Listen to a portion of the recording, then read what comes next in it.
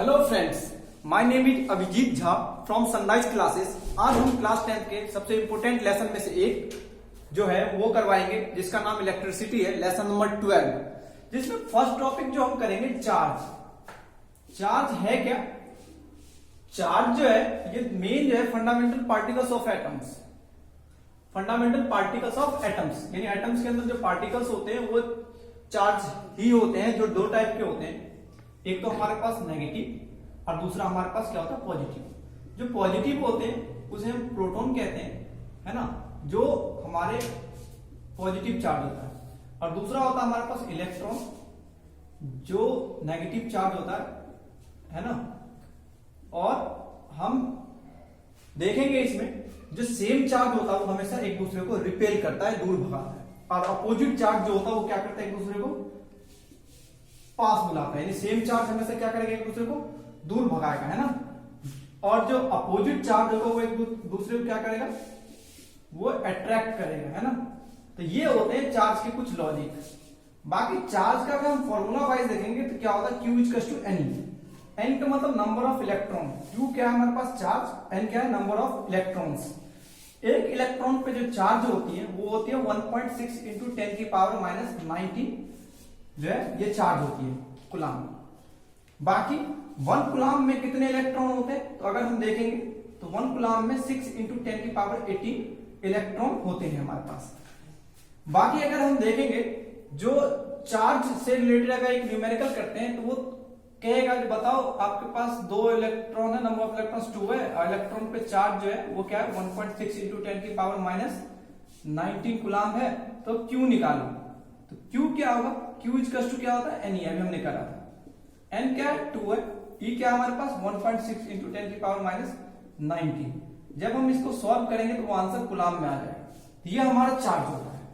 और इसमें अगर आप देखोगे जो चार्ज से रिलेटेड जो टॉपिक है उसमें सिंपल हमें ये पता करना है जो किस पे डिपेंड करता है।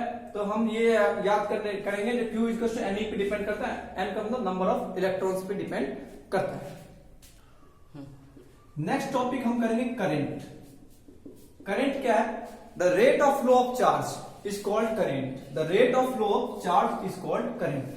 करंट को हम I से डिनोट करते हैं और ये डिपेंड किस पे करता है, I equals to Q upon T। I क्या है हमारे पास करंट है, Q क्या है चार्ज है, T क्या है टाइम है। तो इस पे डिपेंड करता है। बाकी I की यूनिट जो होती है वो एम्पियर होती है, जिसे हम A के द्वारा डिनोट कर सकते हैं। बाकी 1 एम्पियर को डिफाइन करने के लिए कहेगा तो 1 एम्पियर क्या होगा, तो 1 एम्पियर को अगर हम डिफाइन करते हैं तो ये I क्या होता है, I equals to Q upon T। I की यूनिट क्या होती है एम्पियर, चार्ज की यूनिट क्या होती है कूलाम, टाइम की यूनिट क्या होती है सेकंड। तो यानी एम्पियर इक्वल्स टू क्या होगा 1 एम्पियर बराबर ये कूलाम, और ये ऊपर चला जाएगा, ये इसकी पावर क्या 1 है, ये जब ये ऊपर चला जाएगा तो यानी क्या होगा माइनस की 1 हो जाएगा। तो यानी 1 एम्पियर क्या होगा कूलाम पर सेकंड होगा। तो ये हमारे जो है करंट है। अगर इससे रिलेटेड न्यूमेरिकल करेंगे तो वो ये कहेगा जो आपको चार्ज दे रखा होगा, जैसे 2 कूलाम या कुछ भी दे रखा होगा, सेकंड टाइम भी दे रखा होगा 5 सेकंड या 6 सेकंड, ठीक है। अब इसको कहेगा जो आपको I निकालना। I क्या होता है Q अपन T। Q क्या हमारे पास 2 और T क्या हमारे पास 5। जब हम इसको डिवाइड कर लेंगे तो वो उतने एम्पियर जो हमारे क्या होगा करंट हो जाएगा। नेक्स्ट टॉपिक हम थर्ड करेंगे पोटेंशियल डिफरेंस। पोटेंशियल डिफरेंस है क्या, पोटेंशियल डिफरेंस ये है क्या, इसका अगर देखोगे इसको कैपिटल V के द्वारा डिनोट किया जाता है, W अपन Q होता है ना। यानी एक चार्ज के द्वारा 1 पॉइंट से अदर पॉइंट तक जो है मूव किया जाता है, तो उसमें जो वर्क किया गया उसे हम पोटेंशियल डिफरेंस कहते हैं, है ना।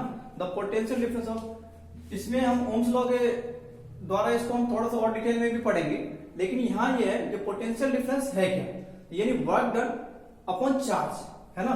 यानी एक यूनिट चार्ज के द्वारा 1 पॉइंट से अनदर पॉइंट तक जो मूव किया गया तो उसमें जो उसके द्वारा काम किया गया उसे हम पोटेंशियल डिफरेंस कहते हैं। बाकी पोटेंशियल डिफरेंस अगर देखोगे तो V equals to W upon Q होता है।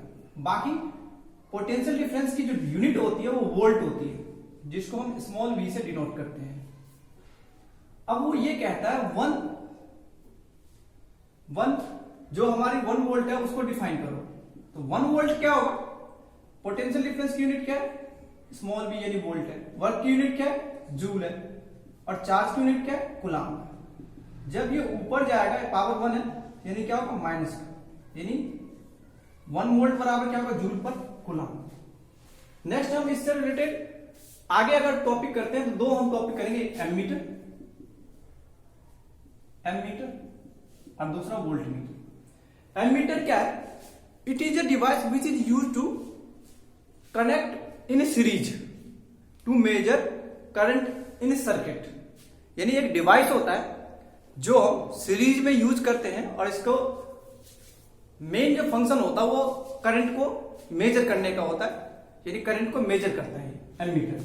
वहीं अगर इसके वोल्ट मीटर की बात करें तो वोल्ट मीटर क्या होता है, ये जो है पोटेंशियल डिफरेंस को मेजर करता है मेन। और इसको अगर देखोगे ये जो होता है वो सीरीज की जगह पैरेलल में यूज होता है, यानी volt meter is always used in parallel. तो वोल्ट मीटर और एमीटर में डिफरेंस ये है कि ये सीरीज में यूज होता है और ये पैरेलल यूज होता है। नेक्स्ट टॉपिक सबसे इंपॉर्टेंट जो आता ही आता है ज्यादातर पेपर में, ओम्स लॉ। ओम्स लॉ का अगर डेफिनेशन देखोगे तो the potential difference of two end of a wire is directly proportional to current and resistance. यानी पोटेंशियल डिफरेंस जो होता है वो किसके प्रोपोर्शनल होता है, आई के। मींस करंट जितना बढ़ेगा उतनी पोटेंशियल डिफरेंस बढ़ती जाएगी। और हम यहां क्या करेंगे, पोटेंशियल डिफरेंस की जगह जो हम क्या यूज करेंगे, आर। एक न्यू वर्ड है जिसका मतलब रेजिस्टेंस होता है, और रेजिस्टेंस जो है एक तरह का करंट जितना मतलब करंट के और जो ये पोटेंशियल डिफरेंस जैसे जैसे बढ़ेगा वैसे वैसे रेजिस्टेंस भी बढ़ती जाती है।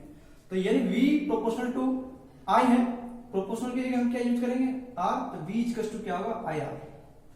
I क्या होगा यहाँ, I equal to V upon R, ये नीचे आ जाएगा R। और R जो हम निकालेंगे वो क्या होगा, R equal to V upon I। यही ओम्स ने खोज की थी। जो रेजिस्टेंस जो है वो डिपेंड किस पे करता है, V अपॉन I पे डिपेंड करता है। और अगर हम देखेंगे रेजिस्टेंस की यूनिट जो है उसे हम ओम कहते हैं, और ये रेजिस्टेंस की यूनिट होती है जिसका सिंबल ये होता है। बाकी ओम्स के जो अगर ग्राफ देखोगे तो VI ग्राफ होता है जिसमें प्रोपोर्शनल होता है डायरेक्ट, और इसमें जो है ये VI ग्राफ होता है इसका। इससे रिलेटेड एक अगर न्यूमेरिकल हम करते हैं तो वो ये कहेगा कि बताओ तुम्हारे पास 6 वोल्ट की पोटेंशियल डिफरेंस जो है 6 वोल्ट है, और जो हमारे पास I जो है वो 3 एम्पियर है, तो रेजिस्टेंस फाइंड करो। तो रेजिस्टेंस क्या होगा, R equal to V upon I। V क्या हमारे पास 6, I क्या हमारे पास 3, यानी क्या होगा 2 ओम जो है वो हमारा क्या होगा, रेजिस्टेंस हो जाएगा। ठीक, बाकी रेजिस्टेंस जो है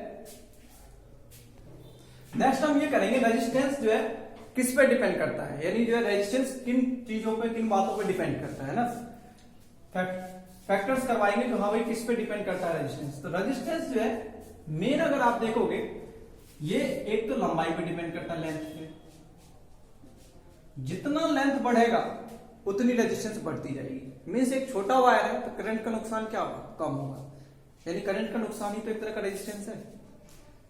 और जितना लंबा वायर होगा करंट का नुकसान ज्यादा होगा, मीन्स लेंथ बढ़ने से रेजिस्टेंस बढ़ जाएगी। एरिया, जितना मोटा तार होगा उतनी रेजिस्टेंस ज्यादा होगी, और जितना पतला तार होगा उतनी रेजिस्टेंस कम होगी, क्योंकि करंट का नुकसान कम होगा। सिंपल समझ लो, फोन में पतले पतले तार लगे होते हैं बहुत, इसलिए क्योंकि उसकी बैटरी की इतनी कैपेसिटी है कि वो पतले तार को ही क्या कर सके, मतलब कैपेबल है।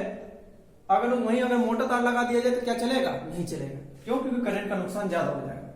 थर्ड डिपेंड करता है नेचर पे, ये हम पढ़ेंगे आगे। रेजिस्टिविटी भी कहते हैं, नेचर ऑफ सब्सटेंस पे डिपेंड करता है। जैसे अगर रेजिस्टिविटी जिसे हम कहते हैं, जिसे हम रो के द्वारा डिनोट करते हैं, हर पदार्थ की रेजिस्टिविटी अलग अलग होती है, और सबसे कम रेजिस्टिविटी जो होती है वो होती है सिल्वर की, इसलिए silver is a good conductor of electricity. और वहीं अगर फोर्थ टॉपिक देखेंगे, ये किस पे डिपेंड करता है, ये डिपेंड करता है टेम्परेचर पे। तो ये 4 चीज है जिसपे रेजिस्टेंस डिपेंड करता है, लेंथ, एरिया, नेचर और टेम्परेचर पे डिपेंड करता है। रेजिस्टिविटी सबसे कम किसकी होती है, सिल्वर की, देन कॉपर की, देन एल्यूमिनियम की। इस तरह से हम देखोगे कॉपर के और एल्यूमिनियम के वायर ज्यादा यूज किए जाते हैं हमारे यहाँ, कारण क्योंकि सस्ता होता है। सिल्वर के क्यों नहीं यूज किए जाते? क्योंकि बहुत महंगा होता है, कॉस्टली होता है। वही रेजिस्टेंस के अगर हम देखेंगे तो रेजिस्टेंस डिपेंड्स ऑन लेंथ, है ना, रेजिस्टेंस डिपेंड्स ऑन एरिया। ये first equation. Then second equation, resistance को हम L को 1 से मल्टीप्लाई करेंगे, L अपन क्या आ जाएगा A, और जब हम प्रोपोर्शनल का साइन हटाते हैं यानी रो आ जाएगा, जिसे हम रेजिस्टिविटी कहेंगे, यानी क्या आएगा R is to rho L upon A। ये होता है हमारा रेजिस्टेंस का फॉर्मूला। आज हम यही रेजिस्टेंस तक करवाते हैं, नेक्स्ट टॉपिक हम जल्द ही आपके पास लेके आएंगे। और वीडियो अगर अच्छा लगे हो तो आप इसको सब्सक्राइब करें, शेयर करें, लाइक्स करें, कमेंट्स करें, और जो भी आपको प्रॉब्लम्स है वो आप कमेंट बॉक्स में पूछ सकते हैं, मैं आपको जरूर आपको आंसर दूंगा। Thank you.